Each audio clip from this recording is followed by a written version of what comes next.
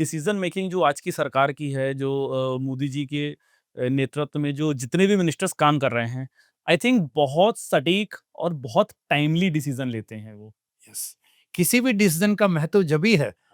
जैसे मैं एक पुराने जज साहब को सुन रहा था और हमारी किताबों में लिखा है जी। कि when justice late is justice denied. Yes. Same thing goes with decision. Late decision लेना क्राइम है, मैं कहता हूं। Why then anybody who is taking late decision and incorrect decision, उनको उस कुर्सी पर रहने का अधिकार नहीं है, चाहे वो कोई भी हो, चाहे छोटा अधिकारी है, बड़ा अधिकारी है, और चाहे वो किसी भी लेवल पे, किसी फील्ड में।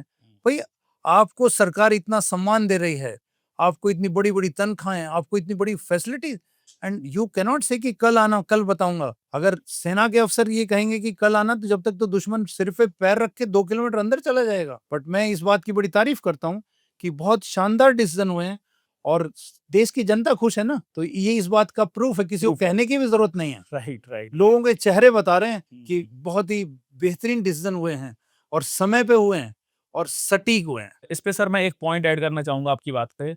एक बात मुझे आपकी बहुत अच्छी लगी कि जो हमारी सेना का जो डिसिप्लिन होता है, जो एक उसका करेज होता है, वो बहुत नेक्स्ट लेवल होता है। मेरा एक सजेशन है कि अगर जितनी भी गवर्नमेंट एम्प्लॉइज़ हैं, जिनको गवर्नमेंट हायर करती है, सरकार चलाने के लिए या फिर शहर चलाने के लिए, वो आईएएस ऑफिसर हो, आईपीएस ऑफिसर हो या फिर एक छोटा क्लर्क ही क्यों ना हो, अगर 1 साल की ट्रेनिंग सिर्फ़ उनको सेना के अंडर में दी जाए, सिर्फ़ 1 साल की ट्रेनिंग, मैं आपकी बात से बिल्कुल इत्तेफाक रखता हूँ।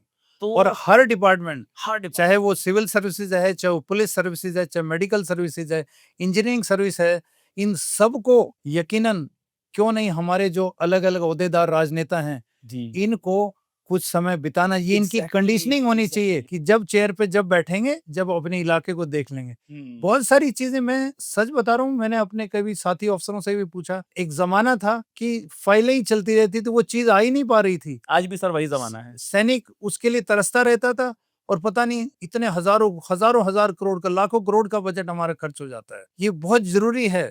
जब वहां जाकर देखेंगे, जब उनको पता चलेगा, सबसे पहले तो ये पता चलेगा सैनिक का जीवन क्या है।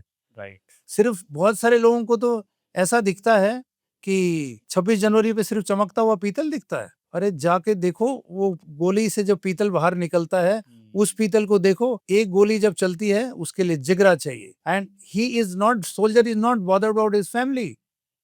वो देश को ही अपना परिवार सोच के लड़ रहा है। हम सबको भी ये फील होनी चाहिए, उनको ये लगना नहीं चाहिए कि ये बड़े आराम की जिंदगी है, 26 जनवरी की परेड कर रहे हैं। नहीं, वो 26 जनवरी की परेड हम पूरी दुनिया, दुनिया के तमाम मुल्कों को अपनी सैन्य शक्ति दिखाने के लिए करते हैं। मैं ऐसा सोचता हूँ कि हर विभाग को सीखना चाहिए। हाँ, नहीं हर और विभाग। एक और मेरी रिकमेंडेशन है इसमें, जी।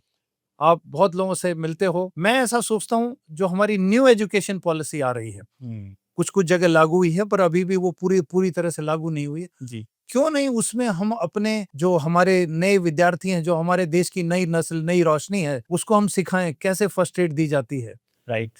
किस तरह से कल को न्यूक्लियर, बायोलॉजिकल, केमिकल वॉरफेयर हो जाएगा तो क्या एक्शन लेने हैं। चाहे वो डॉक्टर बनता है, तो जब डॉक्टर बनेगा तो उसको पता होगा ना कि अब मुझे क्या एक्शन लेना। और जो जरूरतमंद है, उसको भी पता होना चाहिए कि भाई मुझे किस डॉक्टर के पास, कौन से हॉस्पिटल, कहाँ जाना चाहिए, क्या दवाई है और क्या इसकी तैयारी करनी चाहिए।